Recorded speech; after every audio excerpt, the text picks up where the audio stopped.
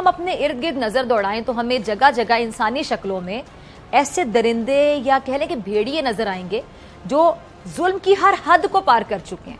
हवस के पुजारी ना सिर्फ मुल्क का इमेज खराब करने का बाइस बनते हैं, बल्कि इनकी जो दरिंदगी है इससे बच्चे भी महफूज नहीं है, खवातीन भी महफूज नहीं है। और ये जालिम दरिंदे ये भूल बैठे हैं कि कुदरत जब पकड़ पर आ गई तो इनका अंजाम तो कहानी में इस वजीर से भी ज्यादा बुरा होगा, दर्दनाक होगा।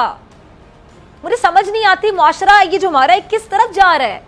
यहाँ सारे माओ बहनों बेटियों वाले हैं, फिर ये हैवानियत क्यों होने लगी? कि हम किस तरफ जा रहे हैं? हमारे शहर शायद जंगल से भी ज्यादा खतरनाक है, खौफनाक है, लेकिन क्यों हो गए ये भी समझ नहीं आता। आए रोज कोई ना कोई जिनसी दरिंदगी के वाकयात चीख चीख कर ये हमसे कह रहे हैं कि हम इखलाकी पस्ती की तमाम हदों से मेरे ख्याल से नीचे गिर गए हैं।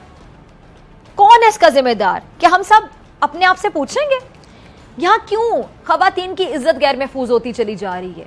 अभी लाहौर में मीनार पाकिस्तान पे जो वाकया हुआ है आप सबके सामने है। इस वाकये ने सारे मुल्क का सर अगर मैं को शर्म से झुका दिया तो गलत नहीं होगा। और दिन के उजाले में, और दिन भी कौन सा? यौम आजादी का दिन, मुकाम ग्रेटर इकबाल पार्क, जहां करारदादे पाकिस्तान मंजूर की गई थी ताकि बड़े सगीर के मुसलमानों को हिंदू अक्सरियत के जुल्मों सितम से बचाया जा सके। क्या हो रहा है यहाँ पे?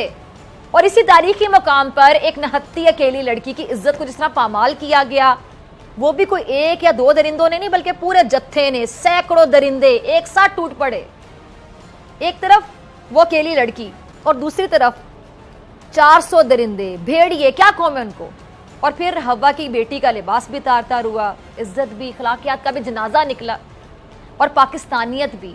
अफसोस के साथ कह रही हूँ ये शर्म से पानी पानी होगी, डूब मरने का मुकाम है।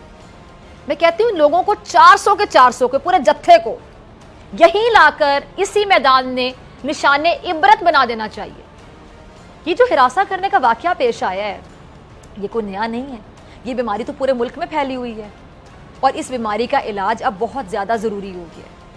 मैं आपको याद करवाना चाहूँगी, इससे पहले हरीपुर में आपको याद होगा कि एक ऐसा वाकया पेश आ चुका है जहाँ पाकिस्तान के सूबा खैबर पख्तूनख्वा के इलाके हरीपुर में, ज़रा सुनिएगा, आपको शायद याद भी होगा कि पुलिस हुकाम के मुताबिक 4 मुसल्लह अफराद थे जिन्होंने एक 50 साला खातून को सरेआम गांव में घुमाया, तशद्दुद का निशाना बनाया। अब सोचिए अपनी माँ की उम्र की खातून के साथ ऐसा सलूक, आप अंदाज़ा कर लें इनकी गैरत का।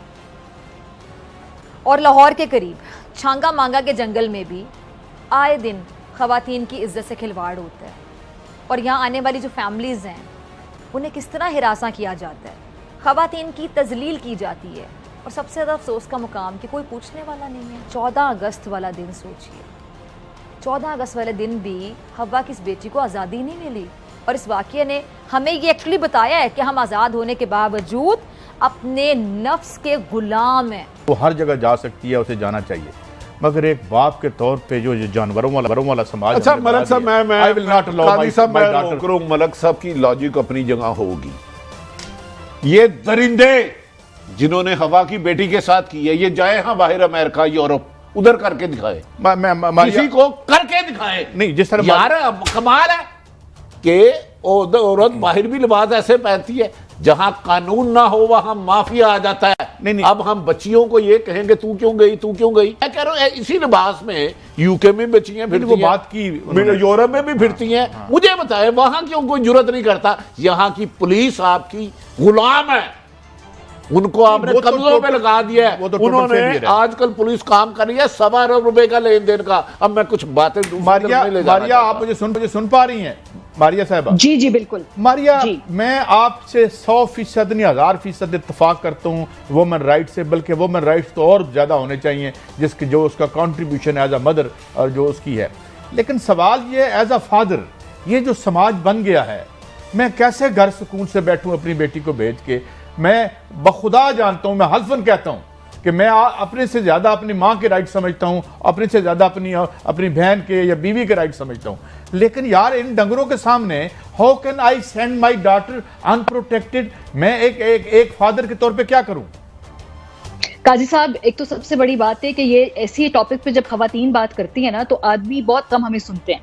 कहते हैं ये तो रोती रहती हैं, इनके तो रोने ही खत्म नहीं होते, हर वक्त इनको मसला रहता है, इस मुल्क में इतनी तो इज्जत दी हुई है। जब आप जैसे मर्द हजरात इतने अहम इशू के ऊपर शो करके हमारे साथ खड़े होते हैं ना, तो आपकी बात मर्द सुनते हैं। तो क्या ये जिन इकोनॉमिक रीजंस की तरफ इन्होंने इशारा किया है, एक तो मर्द की फितरत का भी प्रॉब्लम है, अरसे से वो डोमिनेट करता रहा है वो अपनी जगह, लेकिन क्या फरिया ये एक वजह ये भी है कि जो है जिस तरह एक बच्चा कह रहा था कि यहाँ तो खुदा न खास्ता जो है बिल्लियां भी महफूज नहीं रहती, जो हमारी मेंटालिटी बन रही है। लाहौर में भी जुम्बीज की मौजूदगी ना सिर्फ साबित हो चुकी है बल्कि जुम्बीज ने एक जीते जागते मुआशरे को भी मुर्दा बना दिया है और 14 अगस्त को इसका अमली मुजाहरा मीनार पाकिस्तान के साए तले जश्न आजादी मनाने वाले जुम्बीज ने कर दिया है, जहां पर एक निहत्ती मासूम बेगुनाह लड़की जो एक मीनार पाकिस्तान पर लगी करारदादे पाकिस्तान की वीडियो बनाकर सोशल मीडिया पर वायरल कर रही थी, इन जुम्बीज ने, इन मुर्दा दिमाग लोगों ने उस बच्ची के ऊपर ना सिर्फ हमला कर दिया बल्कि उसके साथ वो सलूक किया कि इंसानियत शर्मसार अपने आप को महसूस करेगी अगर इंसानियत मौजूद है। मैं तो ये सोच रहा था कि ये 400 अफराद जो वहां पर मौजूद थे, क्या इनके घरों में माएं बहनें बेटियां नहीं हैं? क्या इनकी नजर के अंदर किसी खातून की